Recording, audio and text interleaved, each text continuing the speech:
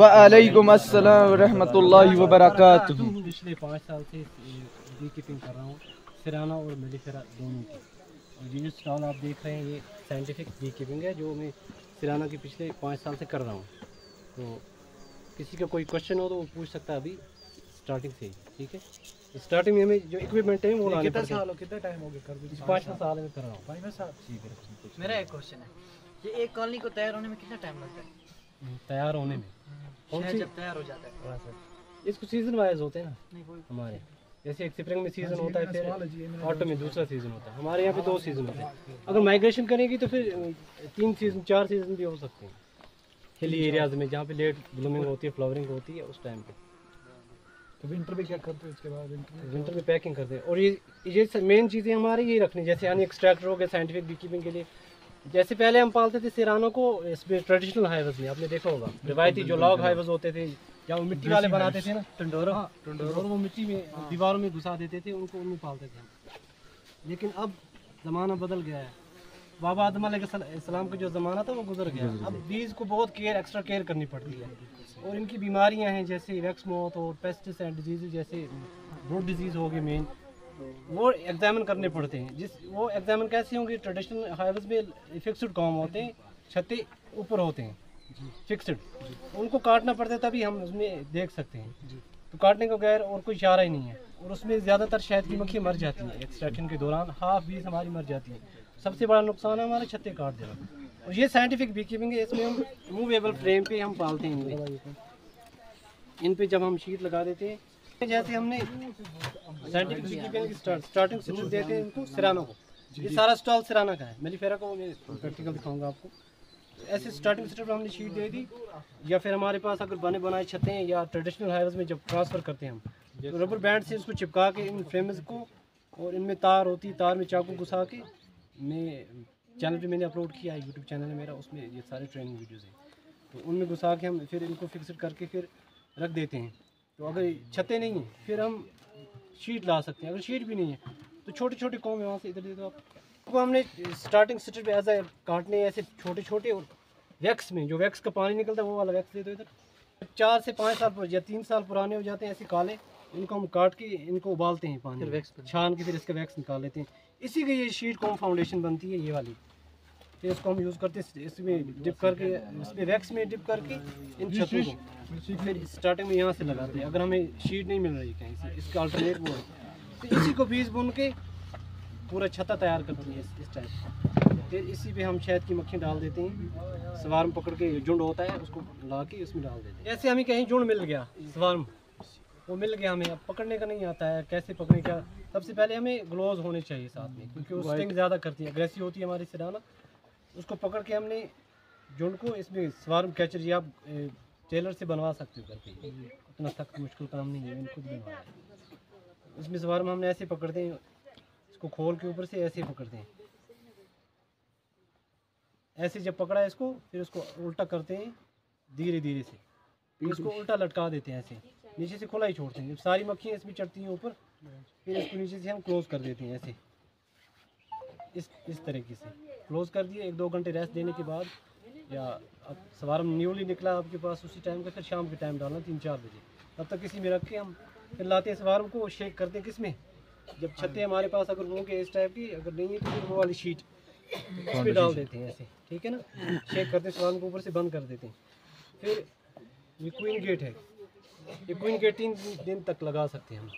हमारे पास brood frame है ये वाला, जो मक्खियों के पास ऑलरेडी हमारे पास अगर बहुत सारे मूवेबल फ्रेम के साइंटिफिक बी हाइवर्स हैं, उनसे ब्रूड फ्रेम 1 या 2 ला के हम दे देते हैं नए स्वार्म को, शेक करके उधरी वो डालते हैं इसमें, फिर उसमें स्वार्म डाल के हम, और स्टार्टिंग स्ट्रिप वाले स्टेप से बाकी जो फ्रेम होते हैं वो दे देते हैं। तो फिर उसको फीडिंग भी करते हैं, आर्टिफिशियल लाइट शुगर सिर्फ देनी पड़ती है 1:1 रेशियो का, 1 वीक तक, अल्टरनेट डेज पे 1 दिन छोड़ के 1 दिन, उससे वो स्वार्म हमारा सेटल हो जाता है। फिर उसको अगर ब्रूड फ्रेम देंगे तो क्वीन गेट की ज़रूरत नहीं पड़ती है। अगर ब्रूड फ्रेम नहीं है हमारे पास तो छत्ते ही हैं, फिर क्वीन गेट लगाना ज़रूरी है।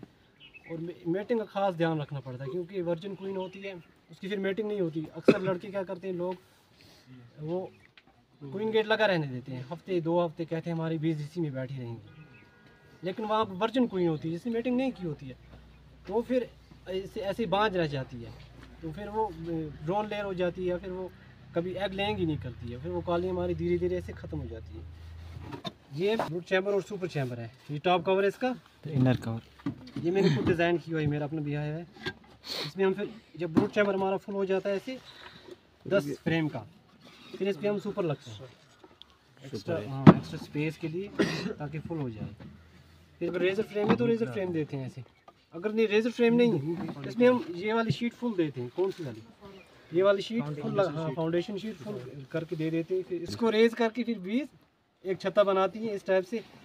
ये 4 से 5 साल पुराना है, अभी तक चल रहा है। इसको आप होम प्रेजेंटेशन कर सकते हैं। खुद बनाया हुआ है ना?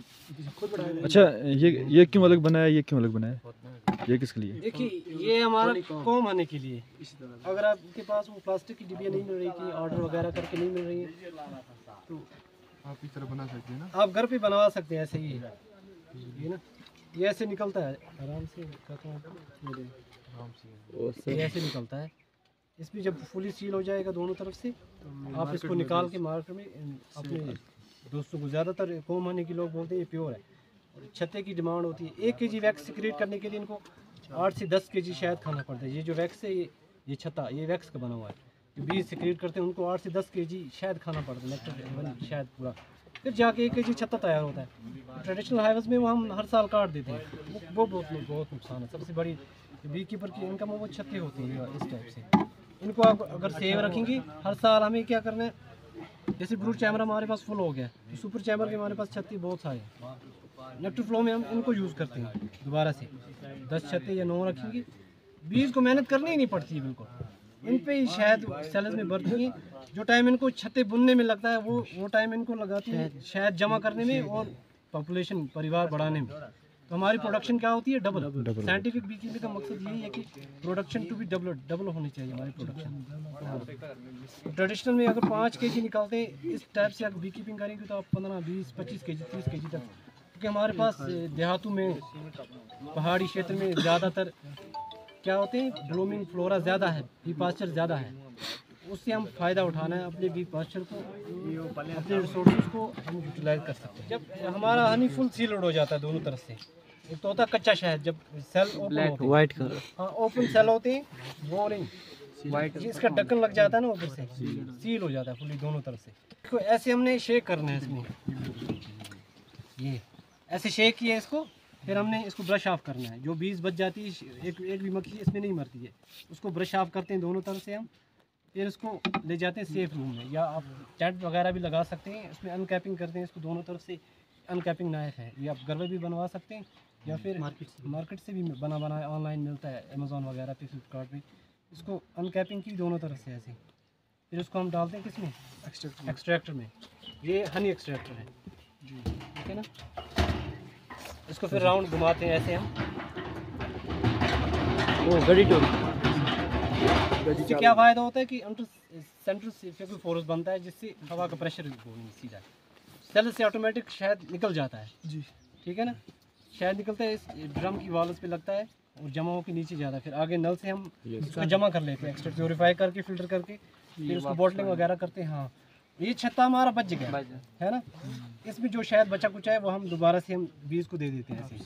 बीज इसको चाट के फिर से जमा, एक्स्ट्रा जो शहद है वो जमा कर लेते हैं। एक कॉलोनी से कितना शहद निकलता है? इस टाइप की कॉलोनी इसका बोलता हूँ मैं, अगर आपकी फ्लोरा ज़्यादा है, सीजन अच्छा है, तो मैंने तो 25 kg से ऊपर निकाला है। 2 टाइप की स्पीशीज है हमारे पास, एक मेलिफेरा जो बाहर से लाई, फॉरेन से, हनी भी नहीं, और वो फुल्ली एक्लेमेटाइजर नहीं है हमारे माहौल के मुताबिक। वो विंटर में उसको एक्स्ट्रा केयर करनी पड़ती है। अच्छा, उसको प्रेडेटर जैसे बस वगैरह उसको ज़्यादा खाती है, अडॉप्ट नहीं कर सकती, हो गई उसको बहुत खाती है, उसमें बीमारी डिजीज़ ज़्यादा लगती है, और वरोमाइड उसको, वरोआ डिस्ट्रक्टर उसको ज़्यादा नुकसान करता है। इसमें सिराना जो होती है, इसमें ग्रूमिंग बिहेवियर है अपनी देश से, और ये फुल्ली एक्लेमेटाइज्ड है ना, फुल्ली एक्लेमेटाइज्ड है। इससे इसको साइंटिफिकली पाल के हम इससे ज़्यादा प्रोडक्शन ले सकते हैं। मैंने 25 to 30 kg तक निकाला है सिराना से। एक कॉलोनी की मक्खी दूसरी कॉलोनी में जाती है? अगर एक मक्खी को मतलब डिजीज़ हो जाए, क्या वो फैलती है दूसरी मक्खी में?